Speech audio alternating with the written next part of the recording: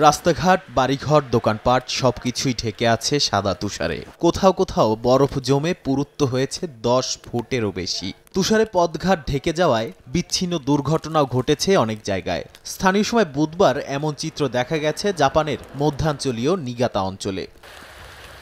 বিশেষ করে অঞ্চলটির ইউজাওয়া শহরে বেশি তুষারপাতের দেখা মিলেছে। সেখানকার বাসিন্দারা প্রয়োজন ছাড়া বের হচ্ছেন না বাড়ি থেকে। তুষারপাত ও তীব্র শৈত্যপ্রবাহের কারণে বিদ্যুৎ বিভ্রাট দেখা গেছে অনেক জায়গায়। শীতের প্রভাবে ফসল উৎপাদনও ব্যাহত হয়েছে। এর আগে জাপানের আবহাওয়া দপ্তরের পূর্বাভাসে বলা হয়, জাপান সাগরের উপকূলবর্তী শহরগুলোতে 28 ইঞ্চি পর্যন্ত বরফ জমতে পারে। এছাড়াও তারা জানায়, চলমান শৈত্যপ্রবাহ চলতি সপ্তাহে আরও বেড়ে কমতে পারে তাপমাত্রা। তবে আগামী সপ্তাহে পরিস্থিতি কিছুটা স্বাভাবিক হতে পারে।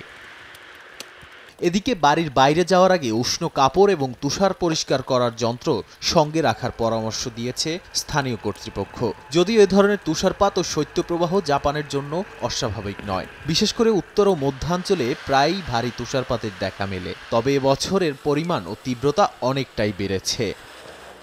নাদিম মারজান, সময় সংবাদ।